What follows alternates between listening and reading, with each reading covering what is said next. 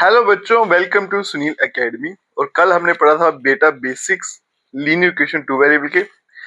अब इसमें बेटा आपको तीन मेथड पढ़ने होते हैं, ग्राफिकल मेथड, सब्स्टिट्यूशन और एलिमिनेशन मेथड। पहले बेटा एक एक करके हम इन मेथड्स को समझेंगे, उसके बाद हम क्वेश्चन सॉल्व करना सीखेंगे। सबसे पहला मेथड जो आज हम डिस्कस करेंगे वो है बेटा सब्स्टिट्यूशन मेथड। और अगर आप वीडियो देखते हो तो लाइक जरूर करें और चैनल को सब्सक्राइब करना ना भूलें। आपके पास बेटा दो इक्वेशन दे रखी है, ठीक है जी, और आपको इसको सॉल्व करना है बाय यूजिंग सब्स्टिट्यूशन मेथड। तो सबसे पहले बेटा चेक कर लेते हैं क्या इसका आंसर आता भी है या नहीं आता है। उसके लिए क्या करेंगे बेटा, कल हमने पढ़ा था बेटा x के साथ वाला नंबर a होता है और ये b होता है, और ये वाला नंबर इसको अगर मैं इधर लाऊं, ऐसे लिख दूं, अगर 7x minus 15y minus 2 equals to 0, और यहाँ पे बेटा x plus 2y minus 3 equals to 0। ठीक है, इसी वीडियो में हम एक और क्वेश्चन करने जा रहे हैं कोएफिशिएंट कंपैरिजन वाला। एक प्रैक्टिकली करके देख लेते हैं, अगर क्वेश्चन आएगा तो कैसे सॉल्व किया जाएगा। इस तरह से क्वेश्चन दी होंगी आपको, पूछा जाएगा इसका सोल्यूशन बताइए, ग्राफ बताइए। तो क्या करना है बेटा, ये वाला नंबर जो होता है आपका a होता है, ये b होता है, c होता है। तो यहां से अगर आप ध्यान से देखोगे तो a1 की वैल्यू 7, b1 आ गया बेटा माइनस 15 और c1 आ गया माइनस 2। यहाँ पे भी ए बी सी, तो ये बन जाएगा बेटा A2, ये आएगा B2 और ये आएगा C2। अब क्या करते हैं, सबसे पहले A1 और A2 को डिवाइड करेंगे, 7/1 तो आंसर आ गया 7। फिर करेंगे B1/B2 को डिवाइड, माइनस 15 डिवाइडेड बाई 2, ये कैंसिल तो होगा नहीं। A1/A2 और B1/B2 का जो आंसर है इसका 7 है, इसका माइनस 15/2, दोनों बराबर नहीं है। तो इसका मतलब मेरे सामने जो कंडीशन बन के आ रही है वो इस तरह से आ रही है। और याद करिए, अगर कल का वीडियो आपने देखा होगा, अगर इस तरह से आ जाए तो इसका क्या मतलब होता है, ये आपका कंसिस्टेंट है, एक। दूसरा नंबर यूनिक सॉल्यूशन, और तीसरा नंबर इंटरसेक्टिंग लाइन, इसका जो ग्राफ बनेगा। तो इस तरह से आप देख सकते हो बेटा, अगर आपके पास दो इक्वेशन दे रखी है तो कभी कभी पूछा जाता है बेटा इसका सोल्यूशन बताइए, ग्राफ बताइए, या फिर कंसिस्टेंट है या नहीं है, तो वो इस तरह से आप फाइंड कर सकते हो। अब चलते हैं बेटा इक्वेशन सॉल्व करते हैं। मेरे पास दो इक्वेशन दे रखी है, सब्स्टिट्यूशन मेथड से दोनों को मैं सॉल्व करता हूँ। ठीक है, इसको दे लेते हैं नंबर 1, इसको मैं दे लेता हूँ नंबर 2। यहाँ में बेटा आपके पास चॉइस है, दोनों में से एक इक्वेशन सिलेक्ट करनी है। तो मैं फर्स्ट इक्वेशन सिलेक्ट कर लेता हूँ। ठीक है, 7x minus 15y equals to 2। अब यहां से क्या करना है बेटा, या तो x की वैल्यू पता करिए या फिर y की वैल्यू निकाल लीजिए। ठीक है जी, या तो x की वैल्यू निकालिए, y की, वो आपकी चॉइस है। तो हम क्या करते हैं, x की वैल्यू निकालते हैं। तो उसके लिए पहले ये यहां भेजेंगे, तो बनेगा 7x 2 माइनस, यहाँ पे प्लस हो जाएगा क्योंकि माइनस था, तो यहाँ पे x का आंसर आएगा 2 प्लस 15y डिवाइडेड बाय 7।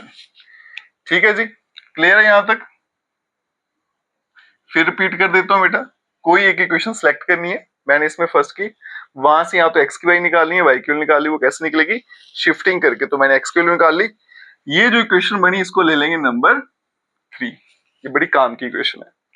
फिर क्या करना है बेटा, ये जो x की वैल्यू निकली है इसको मैंने सब्स्टिट्यूट करना है, मतलब पुट करना है। कहां पे करना है, इक्वेशन नंबर 2 पे, 1 पे नहीं करना। और बच्चे यही गलती करते हैं। आपको याद रखना बेटा, जिस इक्वेशन से वैल्यू निकाली जाएगी उस इक्वेशन में कभी नहीं डालनी, हमेशा दूसरी इक्वेशन में डालनी है।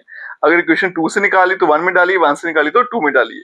तो ये वैल्यू मैंने इक्वेशन नंबर 1 से निकाली थी, इसलिए इसको कहां करेंगे, इक्वेशन नंबर 2 में पुट करेंगे। तो यहाँ पे मैं लिखने वाला हूं, put x equals to 2 plus 15y divided by 7 in equation 2। और यही बच्चे इसमें गलती करते हैं बेटा, इस गलती का ध्यान रखिएगा। ठीक है, यहाँ पे मैं हैशटैग भी लगा देता हूँ, ध्यान रखिएगा वैल्यू कहां सब्स्टिट्यूट करनी है। चलेंगे इक्वेशन नंबर 2 पे।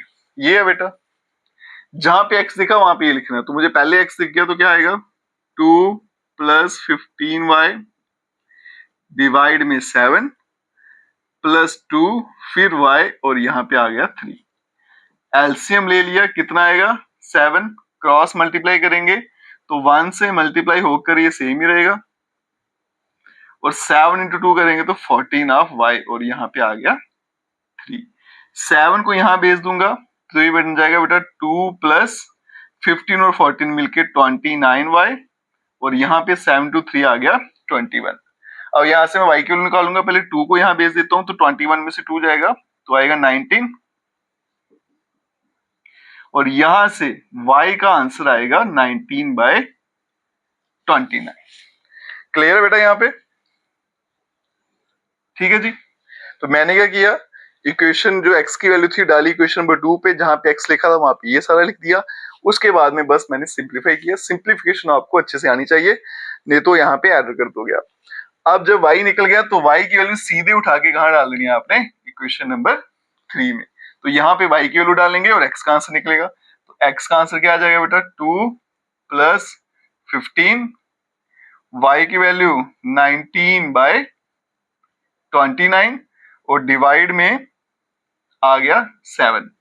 तो x इक्वल्स टू बेटा 2 प्लस, अब ये 15 और 19 को मैं मल्टीप्लाई कर देता हूँ। अगर मैं मल्टीप्लाई करूंगा 15 को 90 से, 10 से करेंगे 150, 20 से करेंगे 300, 300 में से 15 हटा देंगे तो 285 आएगा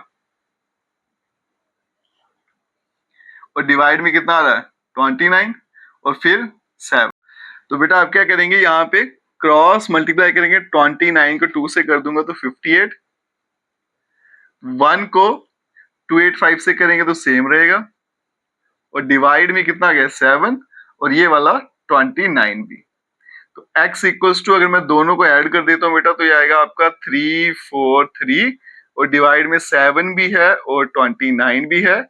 ये कैंसिल हो जाएगा बेटा, 7 4 28, 6 कैरी, ये 9 से कैंसिल। तो x का आंसर आने वाला 49 डिवाइडेड बाय 29। तो x और y की वैल्यू मुझे फाइंड करनी है बेटा। ये x की वैल्यू आ गई, y की वैल्यू आ गई। सारे के सारे क्वेश्चन इसी तरह से सॉल्व होते हैं बेटा, और ये सब्स्टिट्यूशन मेथड है। एग्जाम में कोई भी मेथड आपको पूछ सकते हैं, इसलिए सारे मेथड आपको अच्छे से आने चाहिए। वीडियो अच्छा लगा खूब सारा शेयर करिएगा, चैनल को लाइक सब्सक्राइब शेयर कमेंट जरूर करें। Best of luck.